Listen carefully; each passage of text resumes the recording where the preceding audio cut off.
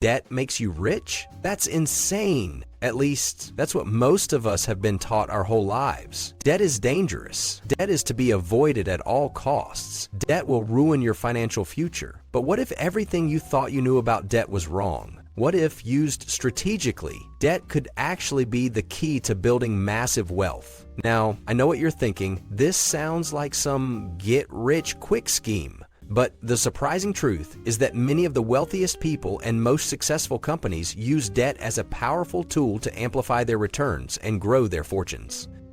So it's time to learn how money works and uncover the counterintuitive ways that smart investors use debt to get rich. But before we dive in, let me ask you this. Have you ever wondered why banks are so eager to lend money? Why credit card companies bombard you with offers? It's not just because they're generous. It's because lending can be incredibly profitable. And today, we're going to learn how to flip the script and make debt work for us instead of the other way around. The first key principle to understand is leverage. When you use debt to invest, you're essentially borrowing money to increase your potential returns. Let's break this down with a simple example.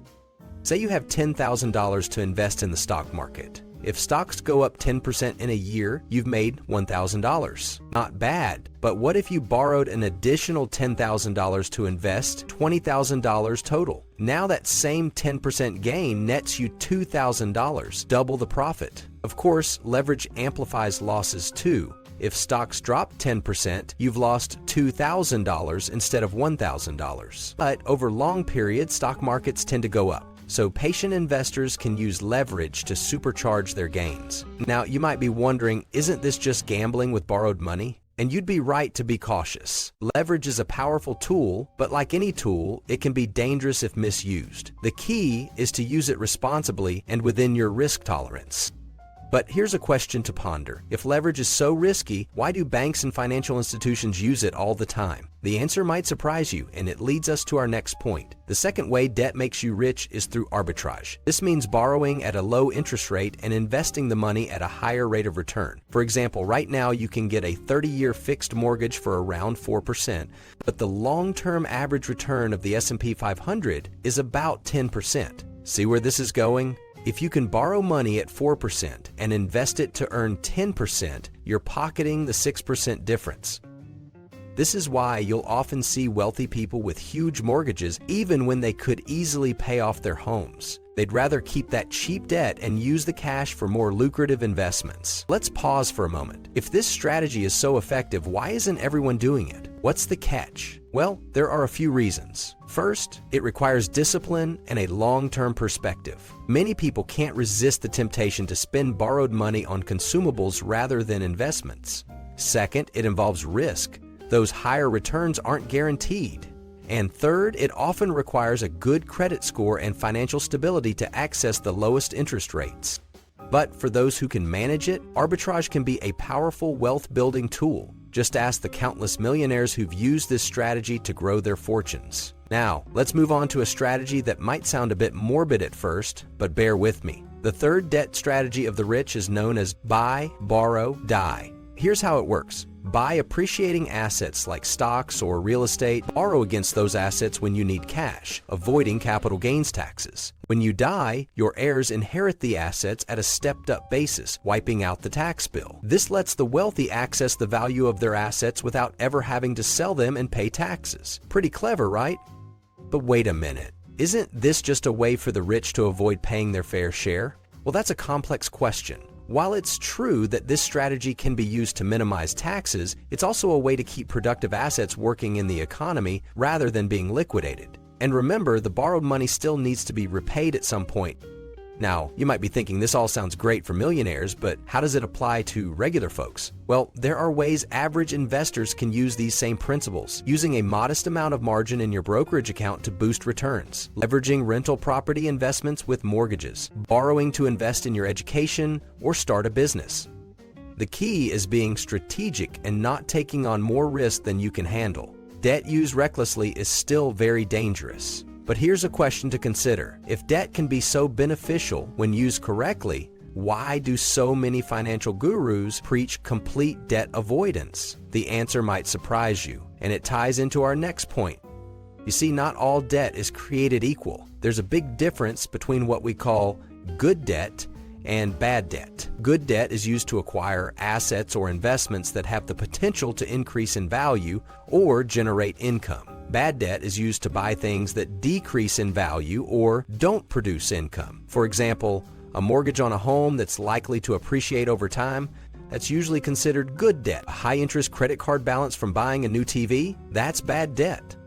But here's where it gets interesting. Even traditionally good debt isn't always good, and bad debt isn't always bad. It all depends on the specifics of your situation and how you use it. Let's look at a real example. Meet Perry Wilson, a UK resident who started with a minimum wage job and P-zone 0000 in debt. Not exactly a promising start, right? But Perry had a plan. He worked extra hours as a cab driver and bartender, saved diligently, and within a few years was able to purchase 4 buy-to-let properties. Now, buying 4 properties might sound like taking on a lot of debt, and it was. But Perry used the rental income from each property to cover the mortgage payments and even generate a bit of extra cash flow. He then reinvested that money to secure deposits on more properties.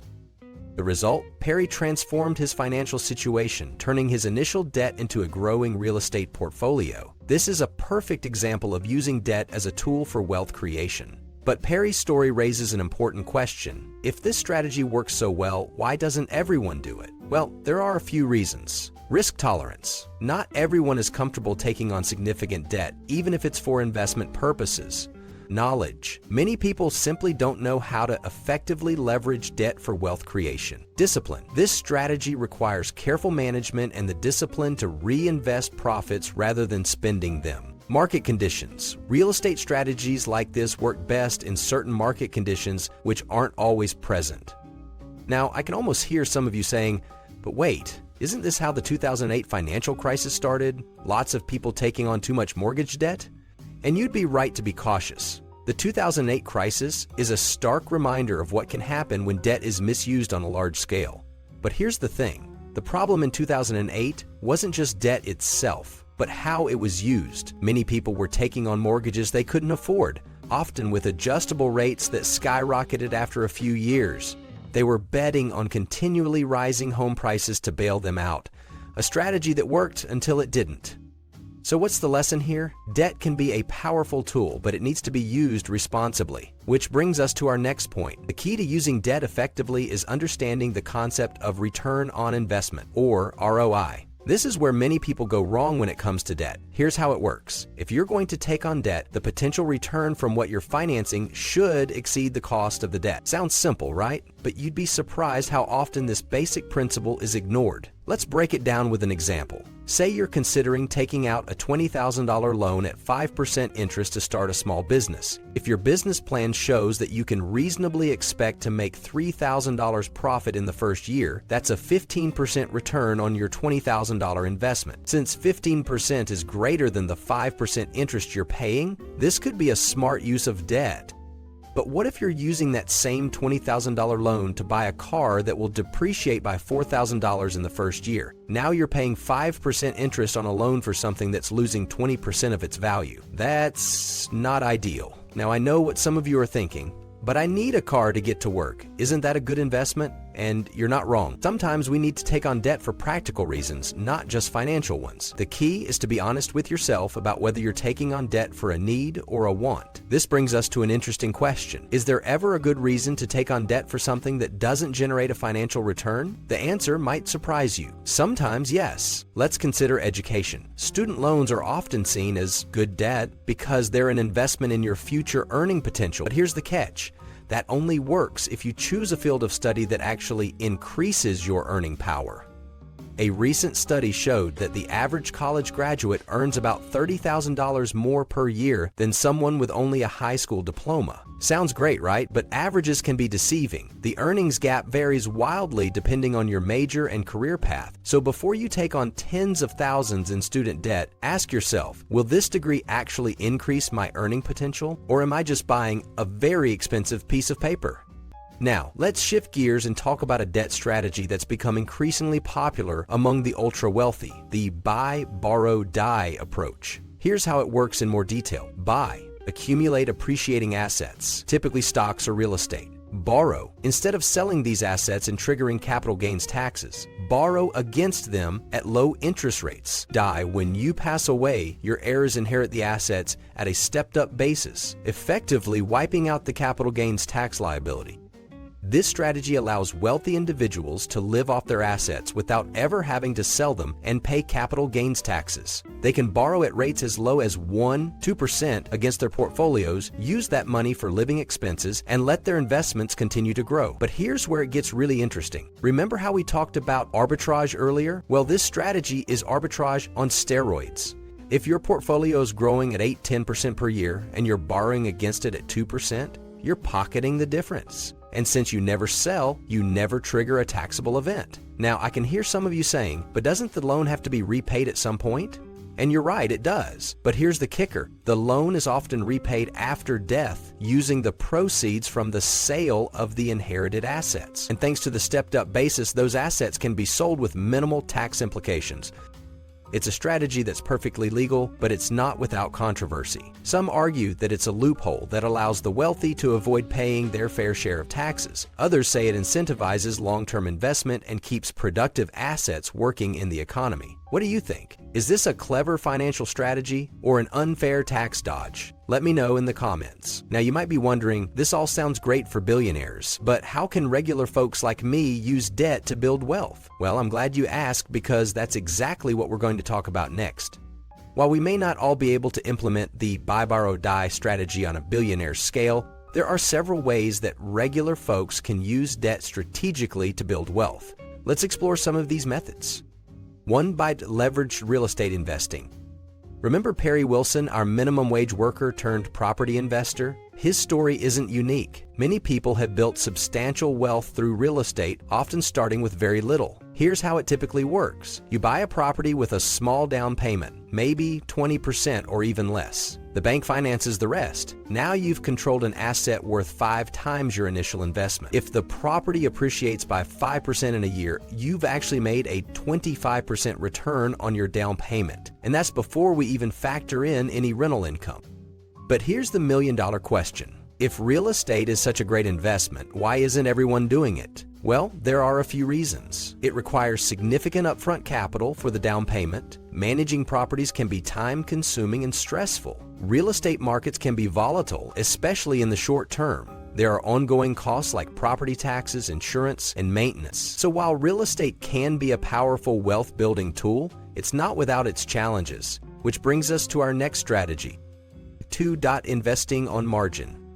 Buying stocks on margin essentially means borrowing money from your broker to buy more stocks than you could with just your own cash. It's a way to amplify your returns, but also your potential losses. Here's a simple example. Let's say you have $10,000 to invest, and your broker offers 50% margin. This means you could actually invest $20,000, your $10,000 plus $10,000 borrowed from the broker. If your investments go up 10%, you've made $2,000 instead of $1,000. Sounds great, right? But here's the catch. If your investments drop 10%, you've lost $2,000 instead of $1,000. And remember, you still owe the broker that $10,000 regardless of how your investments perform. This strategy can be incredibly powerful in the hands of a skilled investor during a bull market, but it can also lead to financial ruin if not managed carefully. Which raises an important question. Is the potential for higher returns worth the added risk? 3. Borrowing to invest in your education or business. This is perhaps the most common way that regular folks use debt to build wealth, and it can be incredibly effective when done right. Take the story of Bernadette Joy. She and her husband found themselves $300,000 in debt, mostly from student loans. But instead of resigning themselves to years of payments, they got creative. They drastically cut their expenses, started side hustles, and focused intensely on debt repayment. Within 3 years, they were debt-free. But here's where it gets interesting. They didn't stop there. They took the skills they'd learned and the habits they'd formed and applied them to wealth building. Today, their net worth exceeds $1 million. This story illustrates an important point. Sometimes the path to wealth involves taking on debt strategically. then paying it off aggressively. The key is to make sure the debt you're taking on has the potential to increase your earning power in the long run. But here's a question to ponder. In today's rapidly changing job market, how can you be sure that the education or business you're going into debt for will actually pay off? 4. Using credit card rewards strategically. Now, I know what you're thinking. Credit cards? I thought we were talking about building wealth, not going into debt. And you're right to be skeptical. Credit card debt is usually the worst kind of debt you can have, with sky-high interest rates that can quickly spiral out of control. But hear me out. If you're disciplined enough to pay off your balance in full every month, credit cards can actually be a powerful tool for building wealth. How? Through rewards programs. Many credit cards offer cash back on purchases, sometimes up to 5% or more in certain categories. Others offer travel rewards that can save you thousands on flights and hotels. If you're strategic about which cards you use and always pay your balance in full, you can essentially get paid to spend money you were going to spend anyway. But here's the million-dollar question. If credit card rewards are so great, how do credit card companies stay in business? The answer might surprise you, and it leads us to our final point. The reason credit card companies can offer such generous rewards is simple. They're betting that most people won't be disciplined enough to use credit responsibly. They know that for every person who pays their balance in full and maximizes rewards, there are many more who will carry a balance and pay high interest rates. This brings us to a crucial point. The strategies we've discussed for using debt to build wealth all require discipline, knowledge, and careful management. They're not get-rich-quick schemes, but rather tools that can accelerate wealth building when used correctly. So what's the bottom line? Is debt good or bad? Well, like most things in finance, it's not that simple. Debt is a tool, and like any tool, it can be incredibly useful or incredibly dangerous depending on how it's used. Let's recap the key points we've covered. Leverage can amplify returns but also increases risk. Arbitrage, borrowing at low rates to invest at higher rates, can be a powerful wealth-building strategy. The buy, borrow, die approach allows the wealthy to access their wealth without triggering taxable events. Regular folks can use debt to build wealth through real estate investing, margin trading, education, and even credit card rewards. But here's the million-dollar question. Given all we've discussed, should you be taking on more debt to build wealth? The answer, frustratingly, is that it depends. It depends on your financial situation, your risk tolerance, your knowledge and skills, and your long-term goals. What works for a billionaire might not work for a middle-class family, and what works for a young, single professional might not work for a couple nearing retirement. Here are some questions to ask yourself before using debt as a wealth-building tool. Do I have a stable income and good credit score? Do I have a solid emergency fund in place? Am I disciplined enough to stick to a long-term financial plan? Do I understand the risks involved and have a plan to mitigate them? Does this align with my overall financial goals and risk tolerance? If you can answer yes to all of these questions, then strategic use of debt might be a way to accelerate your wealth-building journey. But if you're unsure about any of them, it might be best to focus on building a strong financial foundation first. Remember, building wealth is a marathon, not a sprint. While debt can be a powerful tool, it's not the only tool in your financial toolkit. Saving consistently, living below your means, and investing wisely are still the bedrock of most wealth-building strategies. So, what do you think? Has this video changed your perspective on debt? Are you considering using any of these strategies in your own financial life? Let me know in the comments below. And if you found this video helpful, be sure to like, subscribe, and hit that notification bell to stay up to date on all things finance. Remember, knowledge is power, especially when it comes to your money.